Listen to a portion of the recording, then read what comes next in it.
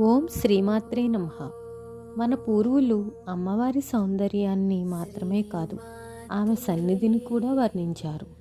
కర్పూర వీటికామోద సమాకర్షి దిగంతర. కర్పూరం అంటే పవిత్రత, వీటిక అంటే తాంబూలం. ఇవి రెండూ కలిస్తే ఒక మధురమైన సువాసన వస్తుంది. ఈ నామం చెబుతుంది, లలితా త్రిపుర సుందరి అమ్మవారి సువాసన అన్ని దిక్కులకు వ్యాపిస్తుంది అని.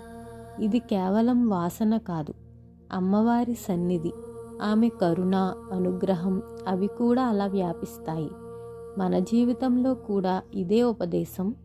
మన మంచితనం, మన ప్రవర్తన, మన మాటలు ఇవి కూడా ఇతరులకు ఆనందం ఇచ్చేలా ఉండాలి.